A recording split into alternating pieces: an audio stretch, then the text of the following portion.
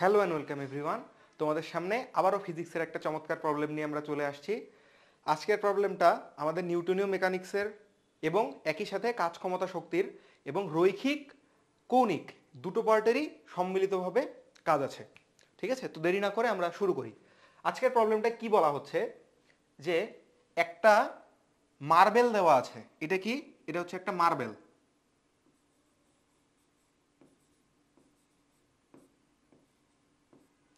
যে মার্বেলের ব্যাসার্ধ হচ্ছে আর।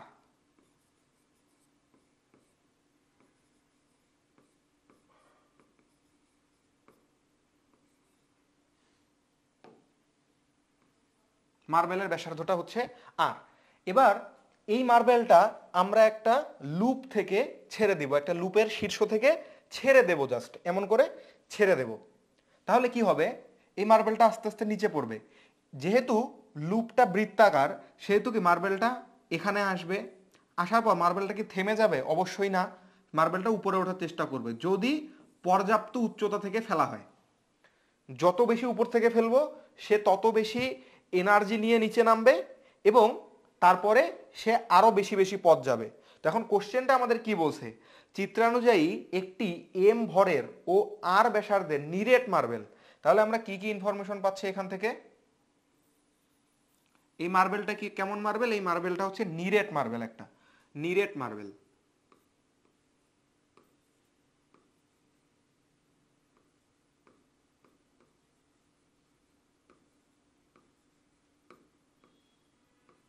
এর ভরটা কত?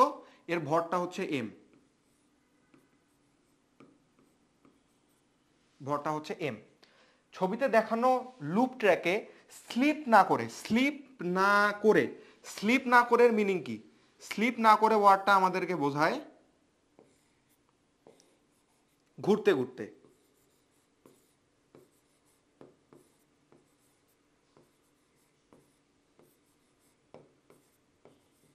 ঘুরতে ঘুরতে পড়বে, তার মানে এতদিন আমরা জাস্ট বস্তু ফেলে দিতাম, বস্তুটা করে চলে যাইতো, করে চলে যাইতো, তাই না? এই যে এখান থেকে ধরে ছেড়ে দিব, এমন করে চলে যাবে। কিন্তু এবার বস্তুটা স্লিপ কাটবে না, কি করবে? বস্তু গোল গোল গোল গোল ঘুরায় পড়বে, এই যে এরকম করে এরম এরম এরম এরম করে ঘুরায় ঘুরায় পড়বে। ঠিক আছে, কিন্তু একটা কন্ট্রাডিক্টরি ব্যাপার আছে এখানে। সেটা হচ্ছে ঘর্ষণ ছাড়া কখনোই বস্তু ঘুরে না। ঘর্ষণ যদি না থাকে তাহলে কি হয়? বস্তু জাস্ট স্লিপ কেটেই পড়ে। কিন্তু প্রশ্নে যেহেতু ঘর্ষণ সম্বন্ধে কিছু বলেনি সেহেতু আমরা ঘর্ষণ নিব না। এই জন্যই ব্যাপারটা একটু কন্ট্রাডিক্টরি। তবু আমি তোমাদের বলে রাখি, ঘর্ষণ ছাড়া কিন্তু বস্তু ঘুরে না। রিজনটা কি? একটু রিজনটা পড়ে আসি।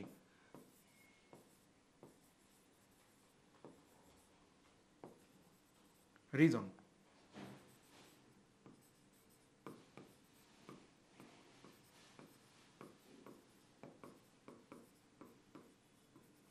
ঘর্ষণ ছাড়া বস্তু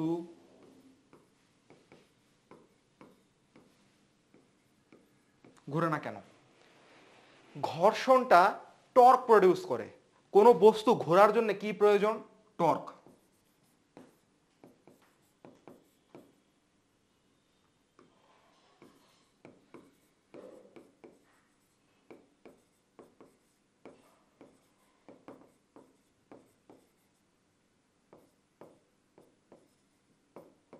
ঘোরার জন্য প্রয়োজন হচ্ছে টর্ক। যখন বস্তুটা মনে করো এমন একটা তলের উপরে আছে, হ্যাঁ, ঠিক আছে, তখন তার এমজিটা কোন দিকে ক্রিয়া করবে? নিচের দিকে। এমজি, এমজি সাইন থিটা কেন্দ্র থেকে এই দিক বরাবর। ধরে নাও এই অ্যাঙ্গেলটা থিটা, তাহলে এই দিকে কে থাকবে? MG sine theta. আর ঘর্ষণটা কোন দিকে থাকবে? ঘর্ষণ এই বিন্দুতে ক্রিয়া করবে। ঘর্ষণ সবসময়, ঘর্ষণ সর্বদা স্পর্শ বিন্দুতে ক্রিয়া করে। বস্তুটা তলের সাথে যেই বিন্দুতে টাচ করে থাকবে ওই টাচিং পয়েন্টে ঘর্ষণ কাজ করে। দ্যাট মিন্স ঘর্ষণ ক্রিয়া করবে এই বিন্দুতে, এবং এই বিন্দু থেকে কোথায়? এই বিন্দু থেকে তল বরাবর এই দিকে। বস্তু যেহেতু টেন্ডেন্সি নিচে নামার সেহেতু ঘর্ষণ ক্রিয়া করবে এই দিকে। তাহলে বুঝো একটা বস্তু এই জায়গায় আছে, এটাকে একটু সোজা করে দেখো। দেখো তার এইখানে একটা এই বলটা লাগতেছে, ধরলাম এক্স। আর এই বিন্দুতে এইখান থেকে এসে এই বিন্দুতে লাগতেছে আরেকটা বল, সেটা হচ্ছে এফ। তাহলে কি একটা বস্তু তার উপরে এই দিকে বল প্রয়োগ হচ্ছে এক্স, এই দিকে বল প্রয়োগ হচ্ছে এফ, তাহলে এবার বস্তুটা ঘুরে যাবে না? তাছাড়া কি ঘুরতো? ঘর্ষণ যদি না থাকতো তাহলে এই বলের প্রভাবে সে তাকে টেনে টেনে টেনে টেনে টেনে জাস্ট নিচে নিয়ে আসতো, কোনো ঘূর্ণন টুর্ণনের ব্যাপার ছিল না, কারণ টর্কই প্রডিউস হচ্ছে না। টর্ক প্রডিউস না হলে বল কিভাবে আসবে, তাই না ব্যাপারটা? তাহলে আশা করি তোমাদের ধারণাটা ক্লিয়ার। কিন্তু এখন এত কিছু জ্ঞান কি আমরা কোশ্চেন লাগাইতে যাব? না, এটা আমাদের নিজেদের জানার জন্যে যে ঘর্ষণ না থাকলে কখনোই বস্তুটা ঘুরবে না। কিন্তু প্রশ্নে ঘর্ষণ নিয়ে কিছু বলেনি, সেহেতু আমরা ধরে নেব ঘর্ষণ নাই। ঘর্ষণ না থাকলে সুবিধা কি? এনার্জি লস হবে না, এনার্জি কনজারভেশন লাগাই দিলেই হইল, যে মেকানিক্যাল এনার্জির কনজারভেশন, আদিতে মোট স্থিতিশক্তি আর গতিশক্তির যোগফল, পরবর্তীতে স্থিতিশক্তি আর গতিশক্তির যোগফল, ইজিলি। ঠিক আছে, তাহলে আসো প্রথমে আমরা দেখি, ঘুরতে ঘুরতে নিচে পড়তেছে, গড়িয়ে পড়ছে। ছবিতে দেখানো এইচ উচ্চতার মান নির্ণয় করো, মানে এইটা হচ্ছে এইচ, এইচ ন্যূনতম এইচটা চাইছে, যেন আর ব্যাসার্ধের উলম্ব বৃত্তাকার পথ, এই যে দেখো এটা হচ্ছে ব্যাসার্ধ, এটা আর, এই আর ব্যাসার্ধের উলম্ব বৃত্তাকার পথ, এটা রিংটা কিসে আছে? ভূমির সাথে লম্বভাবে আছে। এই রিং এর এইচ বিন্দুটা অতিক্রম করে যায়, এইচ বিন্দু কোনো মতে অতিক্রম করে যায়। এখন দুইটা ঘটনা, এইচ সহ কোনো মতে অতিক্রম করে, এইচ সহ কোনো মতে অতিক্রম করে মিনিং কি? এইচে এসে বেগ শূন্য হইছে? অবশ্যই না। যদি বলতো কোনো মতে এইচে পৌঁছায়, তাহলে ভাষা দুইটা দেখো। ভাষাটা হচ্ছে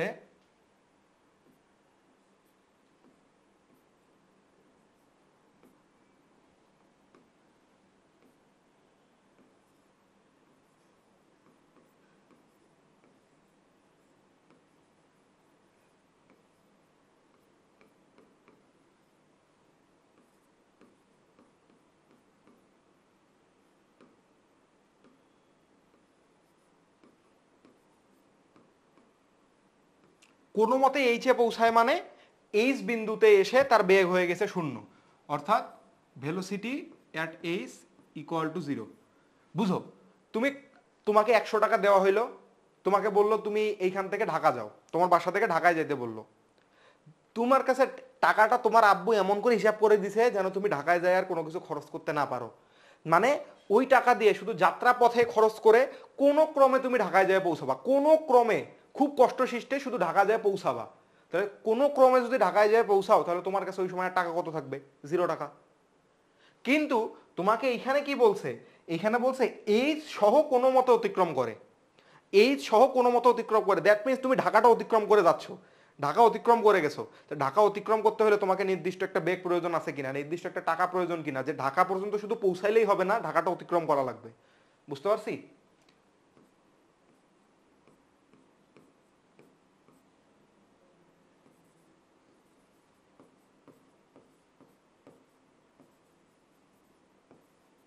কোনো মতে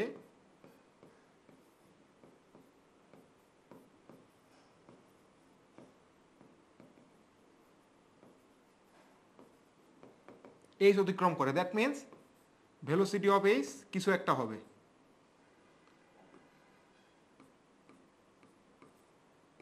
অথবা এইভাবে বলতে পারি, velocity at H point greater than 0।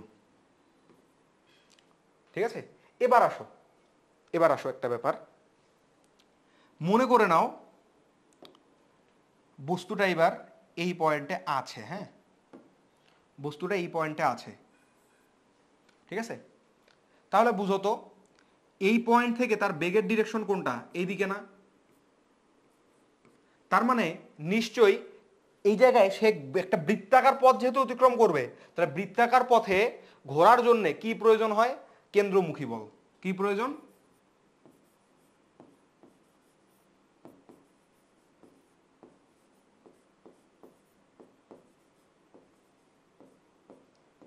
কেন্দ্রমুখী বল। এই কেন্দ্রমুখী বলটাকে আমরা কি দিয়ে প্রকাশ করি? এফসি। এফসি ইকুয়াল টু কি হয়? এম বস্তুর ভর, আমরা যেহেতু এইচ পয়েন্টের কথা বলতেছি সেহেতু দিব V H square divided by সে যেই ব্যাসার্ধ নিয়ে ঘুরতেছে, ধরলাম এটা আর প্রাইম, ঠিক আছে? এবার একটা বুঝো জিনিস, সে ঘুরতেছে কোন জায়গা বরাবর দেখো তো, তার কেন্দ্রটা কোথায় আছে? এইখানে না? এই পয়েন্টগুলোতে তার কেন্দ্র আছে। তাহলে এই ডিস্টেন্সটা কত বলো তো? তার নিজের ব্যাসার্ধ এইটুকু না? এইটুকু তার নিজের ব্যাসার্ধ, আর আর এইটুকু হচ্ছে ঘূর্ণন ব্যাসার্ধ। এই আরটা কি? এই আর প্রাইমটা হইল গিয়ে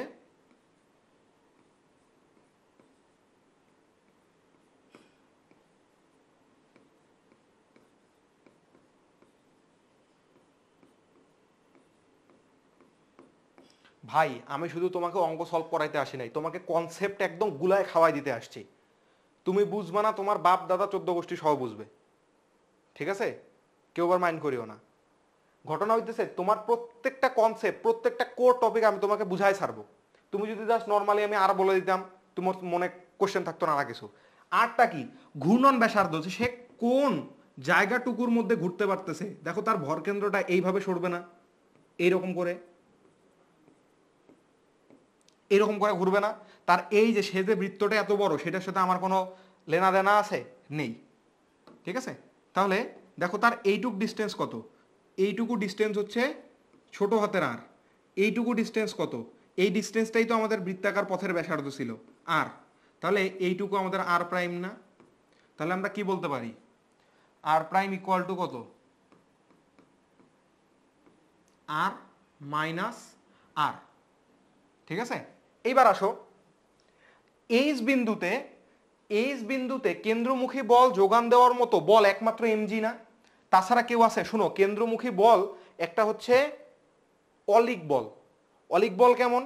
মানে সে পৃথিবীতে এক্সিস্ট করে না, যখনই সে কেউ ঘুরতে যাবে তখনই কোথা থেকে যেন তার মধ্যে একটা কেন্দ্রমুখী বল চলে আসে। কেন্দ্রমুখী বল ছাড়া পৃথিবীর কোনো বস্তু ঘুরবে না। কেন্দ্রমুখী বল ছাড়া পৃথিবীর একটা সিঙ্গেল বস্তুও ঘুরবে না।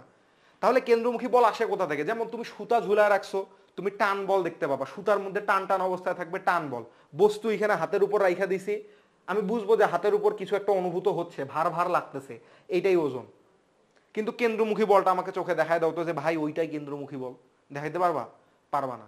কিন্তু বস্তু ঘুরতেছে মানে কেন্দ্রমুখী বল মাস্ট আছেই ওইখানে কেন্দ্রমুখী বল।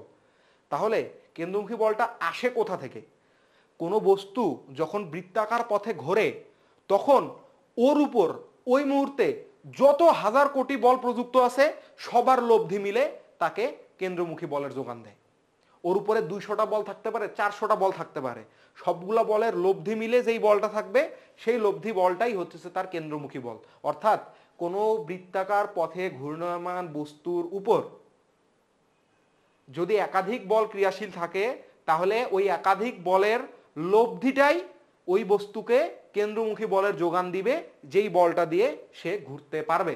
ওকে, এখন আসো, এই বস্তুটা যখন এই পয়েন্টে আছে, এগুলো সব মুছে দেয়, এত কিছু তো লাগবে না আমাদের।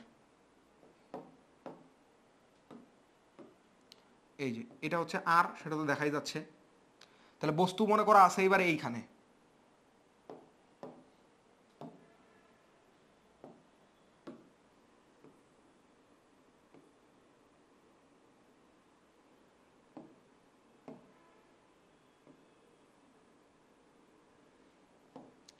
তাহলে তার ঘূর্ণন ব্যাসার্ধ কোনটা? ঘূর্ণন ব্যাসার্ধ কেবল তার এই হলুদটুকু না? এই যে হলুদটুকু, দ্যাট মিন্স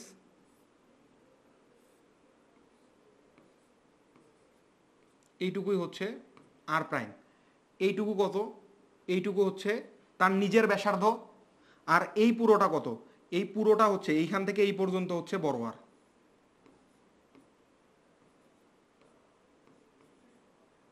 বড় আর, দ্যাট মিন্স আমরা এটা লিখতে পারছি। এইবার আমরা কি বলবো? এইচ বিন্দুতে,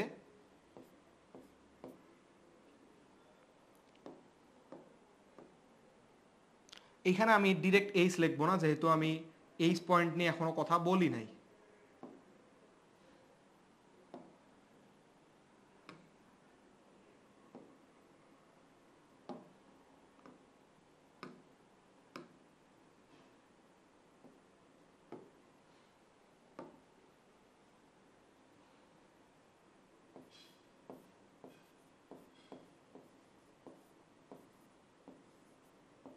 এইচ বিন্দুতে কেবল এর উপর এমজিটা নিচের দিকে ক্রিয়াশীল। কে আসে এর উপরে? এইচ বিন্দুতে নিচের দিকে এমজি। ঠিক আছে, তাহলে আমরা এইচ বিন্দুতে বলতে পারি এমজি ইকুয়াল টু এম না বলে, এখন একটা ব্যাপার খেয়াল করে দেখো, এটা আসলে এমজি না, বড় এমজি হবে, তাই না? যেহেতু তার ভরটা হচ্ছে বড় এম। ঠিক আছে, তাহলে আমরা বলতে পারি এইচ বিন্দুতে এমজি আর M V H square divided by R এর মান হচ্ছে আর মাইনাস আর। এই দুইটা মান কি হবে বুঝো। আমরা কি বললাম যে এইটা অতিক্রম করে যাবে, বুঝো তো। অতিক্রম করা মানে আবারও সে বৃত্তাকার একটা পথ ধরতে পারা। আমরা কি বলছি, সে এরপরে ধরার পরে আসলে মেনটেন করবে কিনা আমি জানি না, আমি বলতেছি ওই পয়েন্টটা কোনো ক্রমে অতিক্রম করে যাবে। এখন কোনো ক্রমে ওই জায়গাটা অতিক্রম করে গেলে সে বাকি পথটা বৃত্তাকারে ঘুরে আসবে, এটা স্বাভাবিক। এখন আমি বলতেছি এই পয়েন্টটা অতিক্রম করবে মানে এখানে ধূপ করে পড়ে যাবে না। যদি ভেলোসিটি 0 হইতো তার মানে কি, সে ধুকে ধুকে ধুকে ধুকে এইখানে যাচ্ছে, মানে মনে খুব কষ্ট নিয়ে এই পর্যন্ত গেল, যাওয়ার পর বললো না আর পসিবল না, পড়ে গেল। কিন্তু যখন বললাম যে ওইটা অতিক্রম করে যাবে, তখন সে একটা জোশ নিয়ে আগাবে যে না আমাকে ওই পয়েন্টটা অতিক্রম করতে হবে। করার পরে যখন সে দেখলো না আমি তো হাইয়েস্ট পয়েন্ট থেকে অতিক্রম করে গেছি, তখন সে কি করবে, তার বাকি পথটাও সে ঠিকই ঘুরে চলে আসবে। বুঝতে পারছি? তাহলে একটা ব্যাপার খেয়াল করে দেখো, এইখানে বাকি পথটাও তো একটা বৃত্তাকার পথ, তার মানে বৃত্তাকার পথে ঘুরতে পারার জন্য তার কেন্দ্রমুখী বলের মানটা অবশ্যই এমজি এর থেকে কি একটু বড় হওয়া লাগবে, তাই না? তো কিন্তু আমরা বলতেছি কোন ক্রমে যাতে অতিক্রম করে, দ্যাট মিনস আমরা এখানে নিয়ারলি ইকুয়াল টু ধরে নিব। ঠিক আছে, এইটা হালকা একটু বেশি হওয়া লাগবে, একটু বেশি, মানে এর সে 0.0001 যদি বেশি হয় তাহলে এটা অতিক্রম করতে পারবে। কিন্তু আমরা বলতেছি যেহেতু যে কোন ক্রমে, তার মানে আমরা ওই যে নিয়ারলি মানটা ধরতেছি, ওই যে 0.000001 ওটা নেগলেক্ট করলাম। ঠিক আছে, তাহলে এইখান থেকে আমরা দুই দিক থেকে এম কেটে দিয়ে ভিএইচ এর মানটা কি বলতে পারি, VH square equal to G into R minus R, এইটা আমরা ইউজ করব।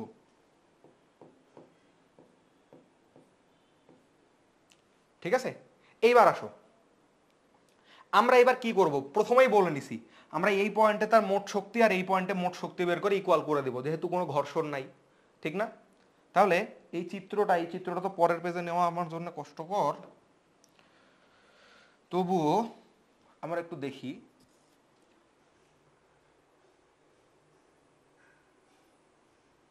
এরকম না ব্যাপারটা, এটাই ছিল আমাদের H point.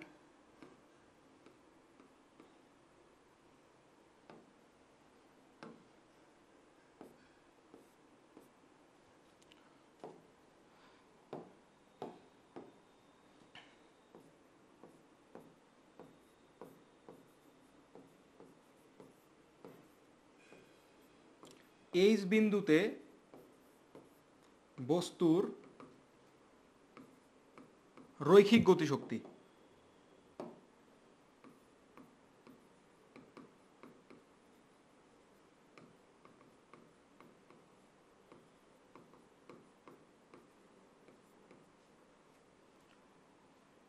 Kinetic energy linear, রৈখিক গতিশক্তি। রৈখিক গতিশক্তি কি হবে, normally half M V square না, হাফ এম তার ভিএইচ তার উপরে স্কোয়ার, তাহলে এটা কত আসবে, হাফ এম ভিএইচ স্কোয়ারের মান কত পাইছি, জি ইন্টু আর মাইনাস আর। ঠিক আছে, এরপরে আসো, দাঁড়াও এক সেকেন্ড,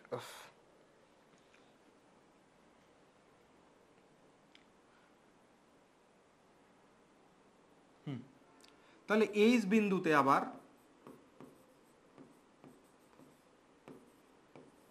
যেহেতু সে ঘুরে আসতেছে, বুঝো, যেহেতু সে ঘুরে আসবে, কি করবে, ঘুরে আসবে, সেহেতু ঘুরতে ঘুরতে সে যেহেতু আবার নিজেও ঘুরতেছে, তাহলে এই বিন্দুতে তার একটা কৌণিক গতিশক্তি থাকবে না। শুধু যদি জাস্ট নর্মালি এরকম করে ঘুরতো তাহলে কোনো ব্যাপার ছিল না। এবার সে তো এই পথে ঘুরবেই, সেই সাথে নিজেও আবার ঘুরতেছে, এই যে এইটা এইটা করতেছে সে, তাহলে এইটা করলে নিজেরও একটা কৌণিক গতিশক্তি থাকবে।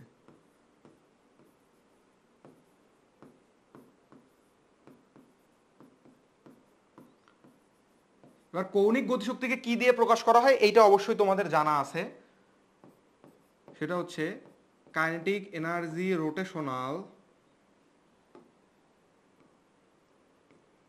Equal to half of I omega square. এবার আই এর মানটা কি হবে বুঝো তো, নিরেট গোলক না এটা,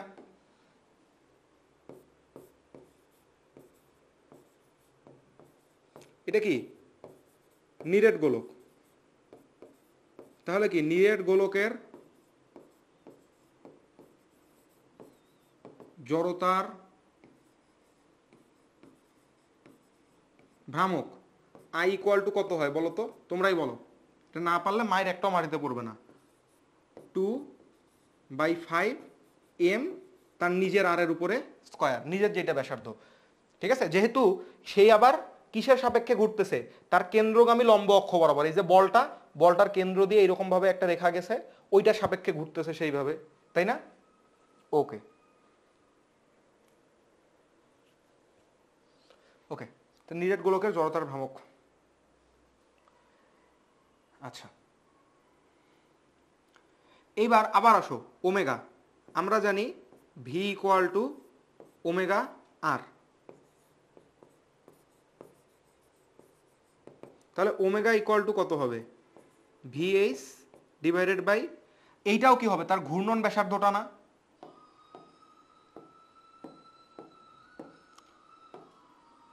ঘূর্ণন ব্যাসার্ধ না নিজের ব্যাসার্ধ, চিন্তা করো দেখি, এইটা তার ঘূর্ণন ব্যাসার্ধ আর প্রাইম নাকি নিজের ব্যাসার্ধ শুধু আর, বুঝো ওর উপরে ক্রিয়াশীল কে আছে, টর্ক আছে, টর্কটাকে এই পথে ঘোরাচ্ছে, এইরকম করে এইরকম ভাবে ঘুরাইতেছে, তাই না? তাহলে তার যে বলটা সেটা তার এই যে টর্ক যেটা সেটা কোথায় লাগবে, টর্কটা লাগবে হচ্ছে তার যে উপরের পৃষ্ঠটা আছে তার উপরের পৃষ্ঠ বরাবর, তাহলে তার জন্য ব্যাসার্ধ কোনটা, ব্যাসার্ধ নিজেরটাই না, এই যে এইটুক, ঘূর্ণন ব্যাসার্ধ দিয়ে কিন্তু কাজ নেই, সে যে এই পথে ঘুরতেছে সেটা কিন্তু ম্যাটার না, সে পথের মধ্যে এইভাবে এইভাবে এইভাবে এইভাবে ঘুরে আসতেছে, যে ওইটা ম্যাটার করতেছে, যে টর্কটা নিশ্চয়ই তার উপরে এই দিকে লাগতেছে, ঠিক আছে, বুঝতে পারি? তাহলে ভিএইচ ডিভাইডেড বাই তার নিজের আর, ওকে। তাহলে ওমেগা স্কোয়ারের মান কত আসবে, ওমেগা স্কোয়ারের মান আসবে VH square divided by R square, তাই না? আর ভিএইচ এর স্কোয়ারের মান তো আমরা পেয়ে গেছিলাম, G into R minus R whole square divided by R square. তাহলে এই দুইটা মান আমরা এখানে বসাবো, যদি বসাই তাহলে আমরা কি পাবো,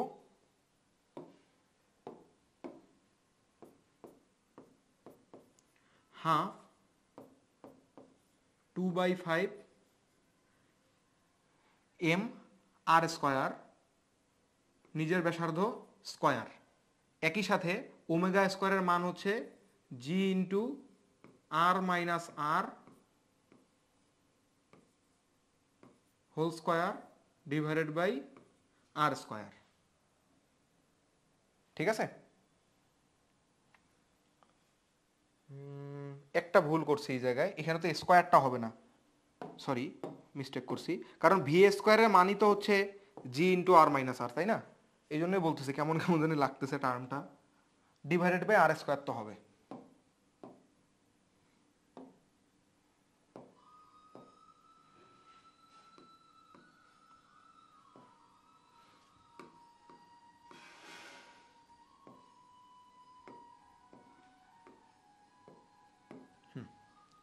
ওকে, এইবার কি আসতেছে দেখো, এই আর স্কোয়ার বাদ, এই টু বাদ, তাহলে কি আসলো 1/5 এম ইন্টু জি মাইনাস আর, ঠিক আছে।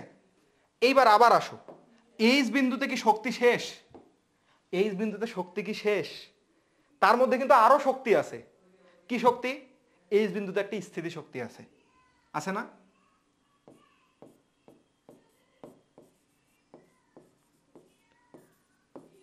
এইচ বিন্দুতে স্থিতিশক্তি বা বিভব শক্তি। স্থিতিশক্তিটা কত? Potential energy equal to mgh। তাহলে এম নিলাম, জি নিলাম, এইচ কোনটা বলো তো? এইচ হচ্ছে ভূমি থেকে তার ভর কেন্দ্রের উচ্চতা কত। তাহলে বুঝো, ভূমি থেকে তার ভর কেন্দ্র বুঝো, এইটুক কত আর, আর এইটুকু কত? এইটুকু তো ঘূর্ণন ব্যাসার্ধটা আর মাইনাস আর। তাহলে দুইটা যোগ করলে কি হবে? উচ্চতাটা টোয়াইজ আর মাইনাস আর। আশা করি বুঝতে পারছো। তাহলে এইবার আসো, এইচ বিন্দুতে মোট শক্তি,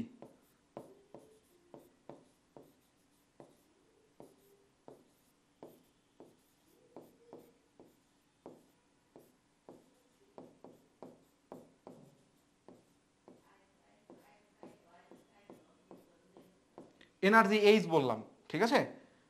তাহলে এইচ বিন্দুতে মোট শক্তি কি? তার গতি শক্তি, kinetic energy plus potential energy. এবার কাইনেটিক এনার্জির মধ্যে দুই ধরনের জিনিস আছে, kinetic energy linear plus kinetic energy rotational, অর্থাৎ রৈখিক গতিশক্তি, কৌণিক গতিশক্তি প্লাস হচ্ছে তার পোটেনশিয়াল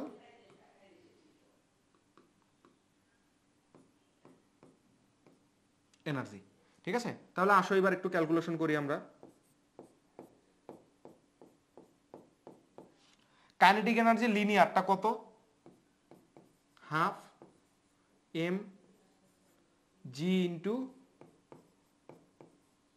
আর মাইনাস আর প্লাস এটা কত? 1/5 mg ইন্টু, ইস কি সব আজগুবি ভুল করছি, mg ইন্টু আর মাইনাস আর।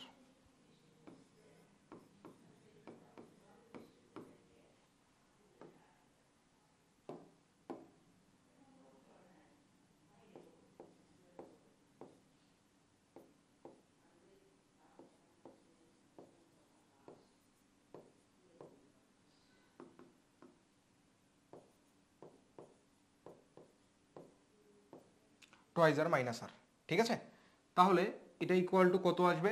এবার একটু ক্যালকুলেট করি আমরা, একটু সুন্দর করে ক্যালকুলেট করব। হ্যাঁ, বুঝো জিনিসটা। এগুলা লসাগু নিয়ে নাও। লসাগু কত? 10 না? তাহলে নিয়ে নাও তুমি এখানে একটা 1/10। 1/10 নিলে এখানে কি থাকে? এমজিটা বাইরে রাখো। এমজি ইন্টু 5 আর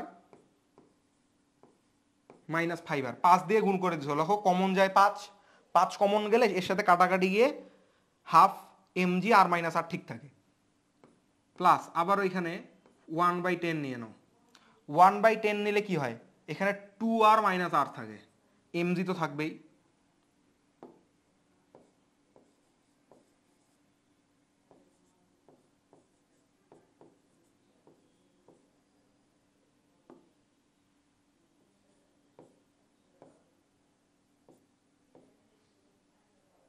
এবার আবারও 1/10 নিয়ে নাও।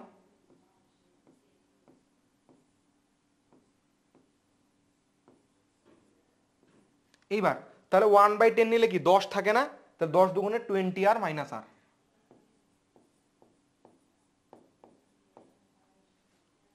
ওকে, তাহলে ফাইনালি তুমি যদি এইখানে এমজিটা কমন নাও, এমজি কমন নিলে দেখো আর কতগুলা বড় আর, 5টা বড় আর, 2টা বড় আর, 20টা বড় আর। তাহলে 20, 2 এ 22, 22 আর 5 এ 27, 27 ইন্টু বড় আর। এরপর মাইনাস 5টা আর, মাইনাস 2টা আর, 5 2 7টা আর, আরেকটা মাইনাস আর, তাহলে মাইনাস 8 আর। সাথে কি 1/10টা আছেই, তাহলে এই 1/10টা দিয়ে আমি ভাগ করে দিলাম এখানে। ঠিক আছে? এটা দেখি রেকর্ড হচ্ছে কিনা। সব ঠিক আছে, তো ব্লার হচ্ছে, এই একটা সমস্যা এখানকার, ব্লারটা দূর করা দরকার।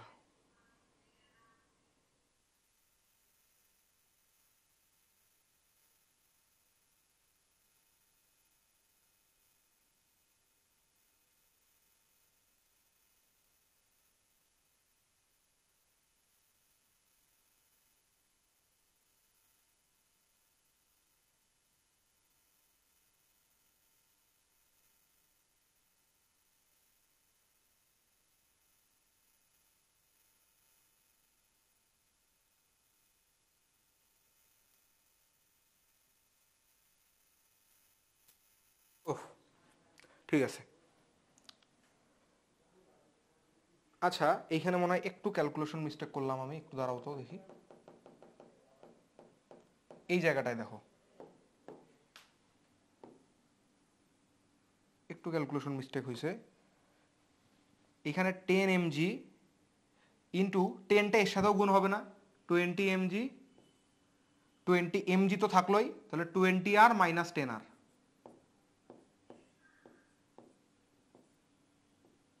10r, তাহলে কত হয়? mg into 5 2 7 20 27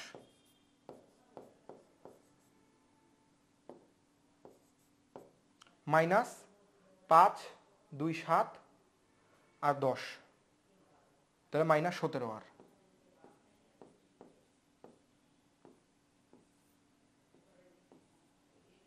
by 10। ঠিক আছে?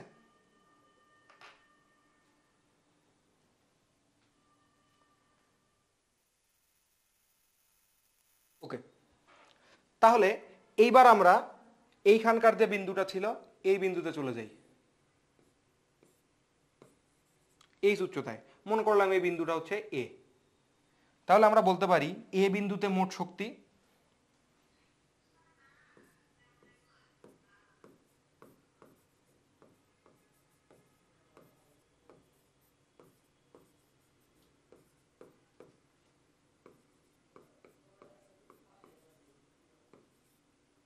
এ বিন্দুতে মোট শক্তি নর্মালি এম ইন্টু জি ইন্টু এইচ, এবং যেহেতু জাস্ট তাকে ছেড়ে দেওয়া হয়েছে সেহেতু তার মধ্যে কোনো গতিশক্তি কিন্তু থাকবে না, কারণ এই জায়গায় কাইনেটিক এনার্জি ইকুয়াল টু 0। ঠিক আছে? তাহলে আমরা শক্তির সংরক্ষণশীলতা এটা অনুযায়ী কি লিখতে পারি?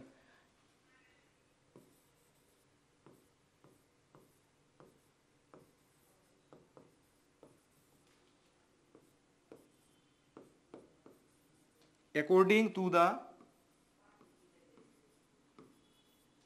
law of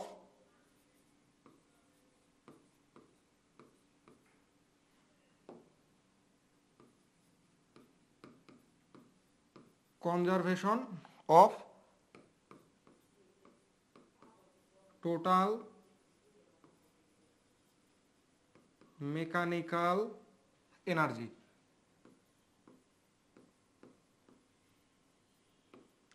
অর্থাৎ মোট যান্ত্রিক শক্তির সমতা। তাহলে মোট যান্ত্রিক শক্তির সমতা কি হবে?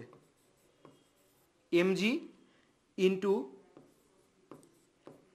27r minus 17r divided by 10 equal to M G H. তাহলে অতএব এইচ এর ন্যূনতম মানটা কত? H equal to 27r minus 17r divided by 10। এই হলো আমাদের ফাইনাল আনসার।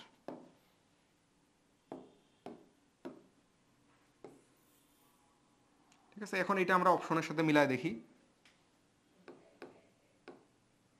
এই যে, তাহলে option 27r minus 7r minus 17r by 10, তাহলে এইটা হচ্ছে আমাদের সঠিক উত্তর। ঠিক আছে, আশা করি বুঝতে পারছো সবাই। আমি আরেকবার একটু রিক্যাপ করি শুরু থেকে। বললাম কোনো মতে চলে যাবে, তার মানে এইখানে তার একটা বেগ থাকবে, যেহেতু কোনো মতে চলে যাচ্ছে বৃত্তাকার পথ সেহেতু থাকবে তার কেন্দ্রমুখী বল। কেন্দ্রমুখী বলের মান কি?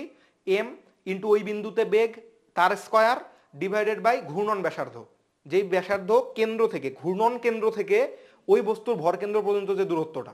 ওকে, বসাইলাম, এখান থেকে ভি স্কোয়ারের মান পাচ্ছি, বললাম এটা প্রায় প্রায় ইকুয়াল, কারণ বলছে কোনো মতো অতিক্রম করবে, এই জন্যে। তাহলে এই মানটা পাইছি। এরপরে আমরা এই পয়েন্টে এসে মোট শক্তি দুই ধরনের পাবো, একটা স্থিতিশক্তি আর একটা গতিশক্তি। গতিশক্তি এবার দুই ধরনের পাবো, একটা রৈখিক গতিশক্তি আর একটা কৌণিক গতিশক্তি। ঠিক আছে, তো রৈখিক গতিশক্তিটা কি, হাফ এম ভি স্কোয়ার, ভিটা কি হবে ওই বিন্দুর বেগ, তাহলে হাফ এম ভি স্কোয়ারের মান তো জি ইন্টু আর মাইনাস আর পেয়ে গেছি।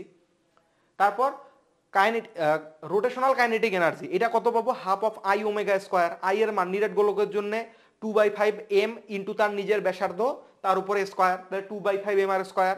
তারপরে omega, v equal to omega r, তাহলে omega equal to v by r, ভিটা কি ওই বিন্দুর বেগ, তাহলে ভি স্কোয়ারের মান যেটা সেটা কি জি ইন্টু বড় r minus r divided by ছোট আর এর উপর স্কোয়ার তো থাকবেই, যেহেতু omega square by R square, v square by r স্কোয়ারের মানই হচ্ছে ওমেগা স্কোয়ারের মান।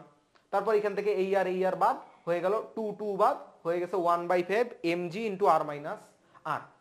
আর টোটাল তার মধ্যে যে স্থিতিশক্তি থাকবে,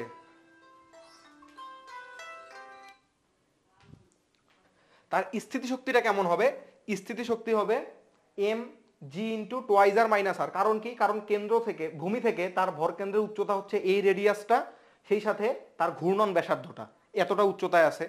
ওকে, অনেকে এখানে ভুল করে টোয়াইজার লিখতে পারে, টোয়াইজার হবে না কিন্তু, হ্যাঁ।